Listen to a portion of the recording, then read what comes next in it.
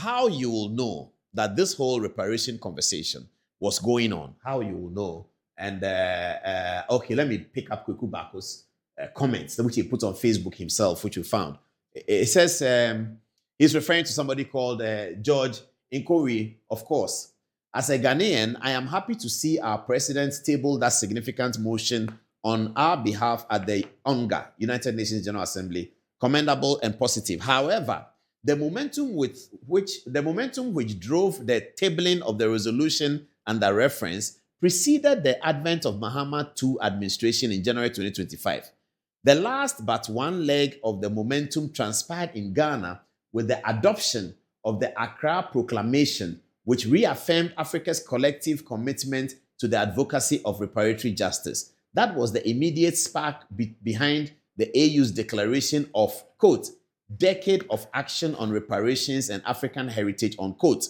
Factually, the centuries-long advocacy for reparatory justice achieved certain significant institutional landmarks in the form of the 1993 Abuja Proclamation, which recognized slavery as unprecedented crime against humanity, and subsequent, quote, CARICOM, Caribbean Community Reparations Commission's comprehensive framework for preparatory justice. Indeed, there had been some other interluding and interlocking initiatives in the chain in the Ghanaian context, praising contemporary initiatives, contributions under the administration of President Mahama and former President Akufo-Addo are not and should not be mutually exclusive. Both periods provide evidence of the continuity of Ghana's pioneering and contemporary contribution to the historical advocacy of reparatory justice. Truth be told, he says, historical records, both Ghana and Africa, do not and will not support any selective and exclusivist narrative. The records will vindicate the preceding observations. Methinks such needless selective narratives are historically unsustainable, if not intellectually dishonest, respectfully. My two words, he says. So, Kweku Baako Jr. is making the case that you can't say this is a John Mahama project, etc., etc. Okay. I'm going to show you a video that firmly says that this project was already in the offing. I'm going to show you a video. What we have to praise the NDC government, though, is a continuity. And one thing I like about what Kweku Baako is saying, I'm going to be talking to him about that later, is that this narrative, ladies and gentlemen, this narrative we are talking about, that John Mahama did the reparations and John Mahama was the one who did the motion, because at the time the motion was due, John Mahama was president, is the same story about Ghana's independence. Nkrumah was the one who declared it, but it started from somewhere to Nkrumah's declaration. That's why we say Founders Day. That's Kweku Baako would disagree with me on that, fair enough. But this is what makes my point. This is what we've been saying. That when things happen, we have to interrogate it. And then we will see that there had been a trajectory, an organic link, a causation of events. That's what happened. Anyway, let me come back to the reparation story. I'll pick up this story another day. So this is Kweku Baako's concern. It's a concern of many of the intellectuals I've spoken to this evening ahead of this reparations conference. I'm going to show you a video now. When in 2023, Akufo-Addo was really pushing this agenda of reparations, because of Ghana's significance of the African Union. The whole African Union concept was dreamed by Ghana. It was a Kwame Nkrumah dream. So the Organization of African Unity is Kwame Nkrumah's baby. So Ghana has a preeminent place in developing ideas relating to these matters at the African Union.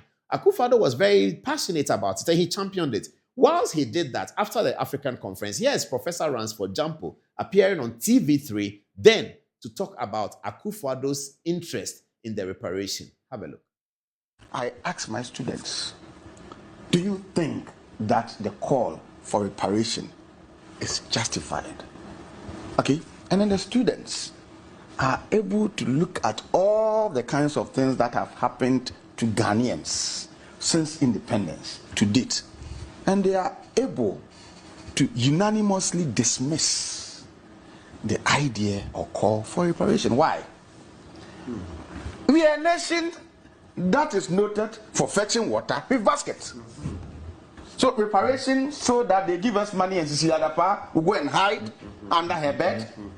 I mean, please, until we block all the leakages and slippages, until we show the political will to deal with corruption, until we demonstrate to our people that we are willing to govern well, the call for reparation would remain a wishful thinking or a wishful call for leaders who have nothing to say when they get to the international community.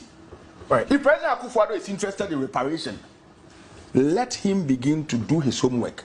Let him ensure that the leakages and slippages. The last time I asked, when they were trying to increase taxations on so many, I asked what they were using the money for, and people were insulting me. They didn't understand. I was trying to say that if you tax all of us and you put the money in a basket, okay, the money becomes like water that you put in a basket. It will leak into other people. So reparation under the current dispensation or under current happenings in Ghana is a call aimed at making people in government rich and further impoverishing the lives of the people, because we have a lot of resources, evidence abound to show. If you look at oil wells and all that, at the time President Akufo-Addo and his people took over, we had a lot of resources. They got more. Okay, they got more. So you need that money to do what? I'm telling other countries that we are making said demands to,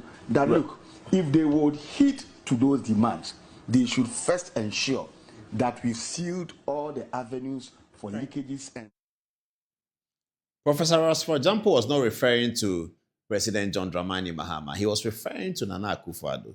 The reparations narrative of Akufo-Addo had become so prominent that Rossford Jampo felt he had to say these things. Cecilia Dapaah is still there. It's been 14 months. Nobody has asked her for the money. But they used Cecilia Dapaah's money situation to create a lot of hatred for the MPP. He even connected Cecilia Dapaah's money lost in her house to reparations. He said that, why should they? Reparations doesn't mean they come to give us money. And President Mahama didn't ask for that. In fact, the Foreign Minister Okuyeto Ablakwa was firm that it's not about giving us handouts. It's about other things.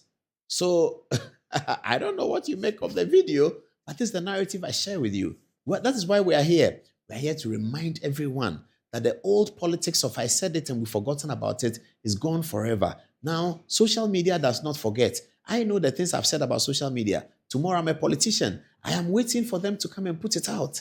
And I have to now learn from the people that we show videos of them that embarrasses their friends. We all have to learn that whatever you say as a politician today, it will be played back to you. So be honest, be altruistic, be truthful to yourself, and have the capacity and understanding and a desire to build your nation. That way, everything you will say, you'll be able to stand by it. The things Jesus Christ said 2,000 years ago, he will stand by it today. Will you, a politician, be able to stand by the things you said in election 2024? A word to the wise.